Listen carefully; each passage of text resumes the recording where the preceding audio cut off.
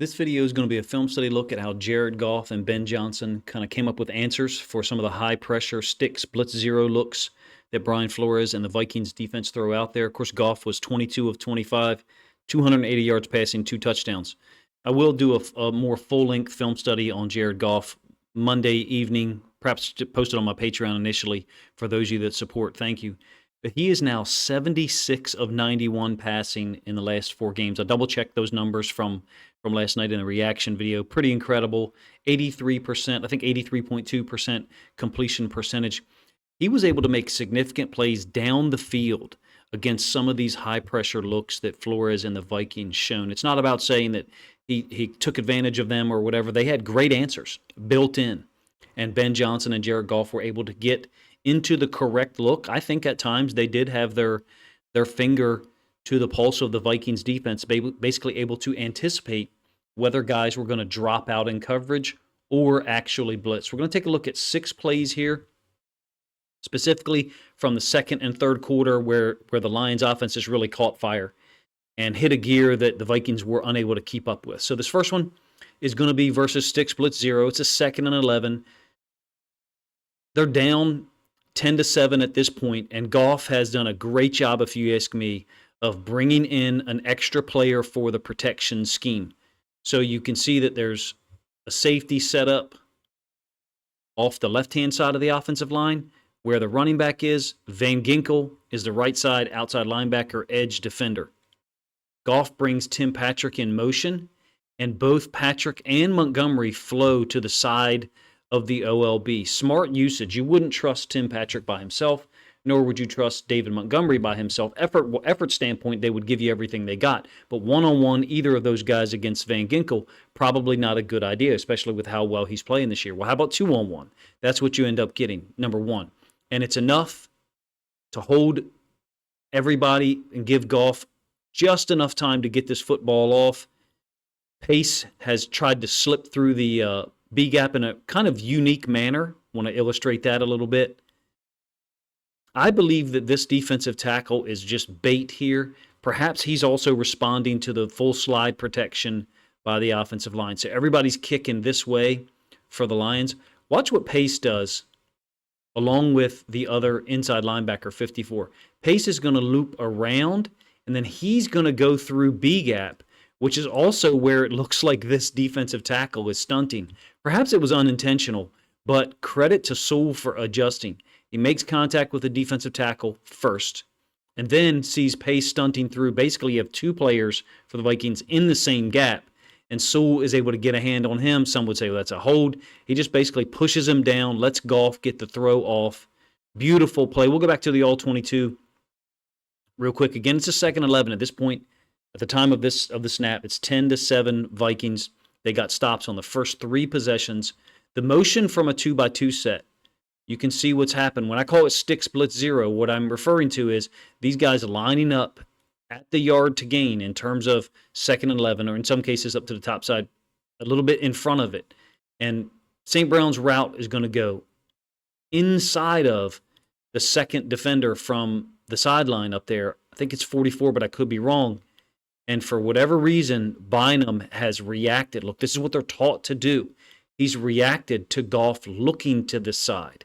So you can see just very little actual sound play in the secondary from a stick split zero standpoint. These guys are taught extremely well in man and zone and match coverages, but this stick split zero stuff I have maintained for years, that giving these DBs, particularly the safeties, the assignment to react to wherever the quarterback looks first can allow you to be manipulated, and this is by design. As soon as Goff looks over here, you'll get the end zone angle one more time again. Watch what 24 does. He totally vacates that area. You can call this man, you can call this zone. I don't call it either one. I just call it unsound.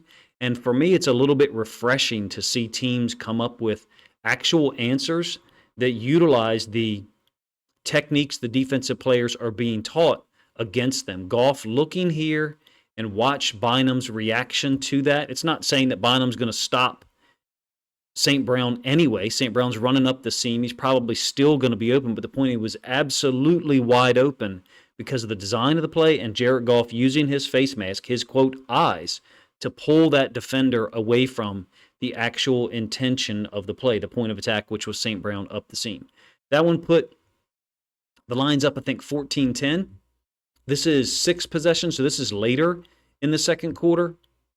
Another example of Goff looking to one side and then coming back. Now, this one's a low throw, and I remember watching it live. Like, why was that throw so low? It's actually a nice job. I believe it's by Tillery, getting his hands on Goff's elbow. These two guys here off the right side are going to generate pressure on Goff. It's an empty set. Really nice design once again. Only this time, Minnesota's inside linebackers are dropping out, so it's basically a mug look. So these two guys are going to get pressure. I think it's Tillery here splitting the right guard and the right tackle. And so in terms of the throw being low, it's because 99 was able to get either a hand on the ball, a hand on Goff's arm, and impede or disrupt the throw. But you can see that Laporta is wide open over the middle. I think his only catch on the day for 25 yards. Let's go back to the all-22 angles, see how they made it happen. Again, it's a 2nd and 11. You can count on Flores and those guys being in these looks, at least early. They actually got out of it twice later on because I think Ben Johnson and Jared Goff's answers were so efficient, were so sound. Empty set. As soon as I get that graphic to disappear, running back Gibbs down here to the bottom side, essentially going to run a clear out route. So other than, that line there, ignore him on this play. Focus on what I would say is a mirrored look, basically, and 2 seam routes that are designed to go outside of the second level defenders. So we're talking about Jameson Williams here outside of that second level defender, and then Tim Patrick here outside of that second level defender. I think it's supposed to be a Tampa 2. And I think this inside linebacker is being occupied by St. Brown's checkup route. Essentially, that's where they've declared the pass strength because there's 3 receivers there. Again, it's empty, so 3 by 2. And so as a result of that inside linebacker checking up, I think he's supposed to be in a little bit deeper route matching, but his back is turned to the actual point of the play. This is obfuscation. This is obfuscation. The 2 routes that Goff has here that are actually part of the design of this play is Laporta on this little kind of dig post, and then St. Brown sitting here. I think this is all designed to attack the middle of the field. And that, in my opinion, the design of this play shows me that the Lions, Ben Johnson, Jared Goff, knew that the Vikings were going to drop out. How they knew, I have no idea, because I have no way of predicting it with any regularity from a standpoint of Brian Flores lining up so many guys on the line of scrimmage, and then who the heck is actually going to drop out, who the heck is going to blitz. You can see what you can't see from the other side, Tim Patrick, but you can see Jameson Williams going outside of the hash defender, and then now taking his route up to the top right corner of our screen. It's actually Gilmore who's playing safety here from a cornerback alignment. And then over the middle, beautiful play design, if you ask me. Really nothing that the Vikings could do. Let's say that inside linebacker, I think it's 54. Let's say he opens to Laporta, which they would not do because this is the pass strength. There's 3 eligible receivers down here. Let's say that he gets depth with Laporta's route. That we know Laporta catches it in that area there. Well, then Goff's going to hit St. Brown underneath. It's a 2nd and 11. Late second quarter, 2 minutes left, and Ben Johnson and Jared Goff are going to be happy with the 3rd and 1, the results, and or the first down, a new set of downs at a 2-minute warning. This is where they go up 21-10. I think really take control and show that Goff and Ben Johnson have real answers for these heavy pressure looks where sometimes Flores guys drop out. Sometimes they bring 6 or even 7. I'll actually have a film study video out hopefully Tuesday morning about 2 of the things Flores defense does in Minnesota that I really enjoy and give him credit for understanding. This is the same drive. Another, if you ask me, illustration of how they took advantage of these high pressure looks. It's a 3rd and 7. Don't ask me why that graphic is crooked. I have no idea why it came out that way. This is obviously going to be Jahmyr Gibbs' touchdown run from 8 yards on a 3rd and 7. How do they get this accomplished? There's one neat element to this, if you ask me. First of all, there's absolutely no second-level defenders here. I don't think that's sound, unless you are assuming defensively that it's a pass play. They assumed wrong. Number one. Number two, as Jameson Williams motions down here, they're making it look like he's going to crack or seal this edge defender. So basically, pin down on the edge defender, maybe a quick pitch to Jahmyr Gibbs, stuff that so many teams are running in the NFL these days, and pull a tight end or a lineman, perhaps both, out to the edge. So they've basically removed Andrew Van Ginkel from any potential run fit because of his alignment, number one. You can see that Jameson Williams runs into him, actually crosses his face, so almost cuts him off. Laporta and Sewell are able to release up. The man defender assigned to Laporta has kind of backed off a little bit post-snap. And this is easy. It's also a great job by Sewell. You'll get the end zone angle here in a moment so you can see what I mean. This is fantastic stuff. Just from the standpoint of recognizing what, I don't know why that graphic is showing up in the middle of a white background, my apologies, of what Flores likes to do in these 2nd and 11, 3rd and 7 obvious passing downs. Look at the hole that is here. I mean, he could have hit his head on the goalpost from possibly 30 yards.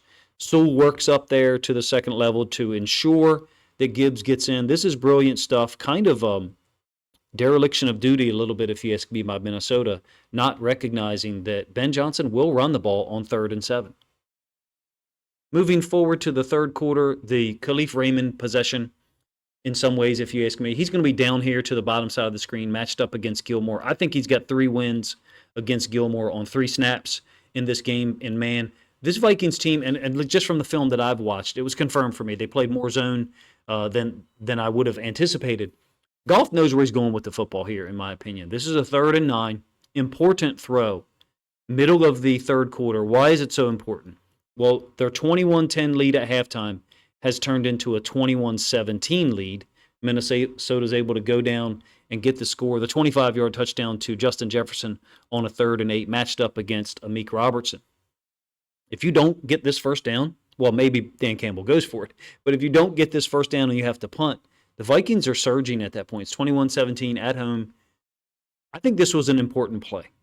And for Raymond to win this cleanly against a guy that Minnesota signed as a free agent to come in and play some man when they need to, I'm not sure that Minnesota is going to play a whole bunch of man, because when you watch a lot of the film on the designed routes for Detroit to get open, multiple guys are open, whether it's St. Brown, Raymond, Jameson Williams. I'm not talking about on the same play. What I'm saying is the design or structure of the play, if it's for a certain guy to get open, he got open almost 100% of the time in yesterday's game. Raymond only had 3 catches. The big touchdown I'll show you in a minute to cap this drive, basically reestablish a double-digit lead. Goff has moved the protection scheme over. It looked like it was going to be some type of heavy blitz pressure. Minnesota actually only brings 4. They're able to pick it up. Goff fading back, delivers a throw in time for Raymond to go get it. 13 yards against Gilmore. Just a heck of a play. This throw is not against Sticks Blitz 0. It is in a long yardage to go situation, 2nd and 15. I wonder if Flores kind of backed off a little bit from some of the high pressure shows on this particular play. It's after a penalty against the Lions. I believe an illegal procedure, but I could be wrong. It's going to be one of those patented Josh Reynolds, now Tim Patrick routes. A dig from the right side, outside in route. It goes for 22 yards. A little bit similar to what I talked about with Laporta's 25-yard catch earlier, in that the slot receiver, in this case St. Brown, is going to occupy this safety, and then Tim Patrick is going to slide underneath of that space. Again, it's a cover 2 zone, a quarter zone, to that side. And it's taking advantage of the fact, if you ask me, that from a quarters perspective, to match up with twin receivers, basically Patrick and St. Brown to the top side, it becomes man at a certain point from a 2-receiver side. And it's a brilliant throw by Goff. The ball was already out. Not only is it a great throw, but just to hold on to the ball after I believe Decker got beat along the left side by Grenard, who actually was able to get a piece of his elbow again. Goff retained control of the ball, gets the throw off to Patrick for 22 yards. Again, we're still talking about seventh possession where they match or answer the Vikings touchdown to close to within 21-17. And this is beautiful design. I mean, yes, Gilmore falls down. I'm not going to say anything disrespectful about that. The guy's had a borderline Hall of Fame career at this point. Didn't look good in man yesterday. The design of this is really cool. Patented Detroit stuff, if you ask me, under Ben Johnson. You get a drag, kind of a sit route there, and then the running back releasing to the flats to that side, and he'll kind of check up. And once Raymond catches the football, Gibbs' awareness to make the block basically springs him free. It's a 3rd and 6, a 3rd and 9 conversion to Raymond against man, a 22-yard throw to Patrick on the right side dig, and then here a 3rd and 6 win by Raymond, clean win. There's no one on him, but even if Gilmore doesn't fall down, he's still going to have trouble keeping up with Raymond running across the field. I think you're still looking at a situation where this block occurs, and as Raymond goes underneath of it, Gilmore, my guess would be, is going to go over the top, and you're probably got an opportunity for Gilmore to make a tackle, a low percentage tackle, inside the 7, inside the 5-yard line with Raymond's speed. It's a brilliant design. Those guys, Jared Goff and Ben Johnson. Well, look, credit to Tim Patrick, St. Brown. Laporta didn't get many opportunities, obviously. Raymond took advantage of his opportunities. It's a credit to the Lions, the roster, that Jamison Williams has, I think, 1 catch for -4 yards. And they're still able to go in there and score 31 points. It's an incredibly dangerous offense, obviously. You guys don't need me to say that. But yesterday is an illustration of the faith that Ben Johnson and Jared Goff have in so many different playmakers on the offensive side, at receiver, tight end, and even running back. Jahmyr Gibbs played a huge role in that last drive. I will chronicle the last drive here this afternoon, Monday afternoon. This is my first film study video of the week, an abbreviated one in terms of the length of video that I normally put out. Jared Goff is on fire. I think has put himself right in the middle of the MVP race, and going against a Titans defense that entered the week 7, number 1 in the NFL in terms of yards allowed per game passing. If Goff can recreate another 22 of 25 for 250, 270, and 2 touchdowns and no interceptions, at that point, you cannot deny the level that he's playing at, which is crazy because the first 2 weeks, there were so many concerns about Goff having to go to his third read so often. Whatever Ben Johnson and him have done to adjust, and what they did specifically to Brian Flores' high-pressure looks yesterday in their 31-29 win has just been brilliant, and they deserve credit for making things happen that against a defense that other teams have just not been able to make things happen against without committing multiple turnovers in a game. Were it not for that David Montgomery fumble in the fourth quarter, I think you're looking at a clean win by the Lions where Minnesota is trying to battle back from a 10 or 11-point deficit pretty much the entire fourth quarter. Appreciate you guys' time. Let me know what you think of this shorter film study video focusing on 6 of the ways or the plays that Ben Johnson and Jared Goff used to attack Minnesota's defense effectively and efficiently and score 30 points against a Brian Flores defense once again.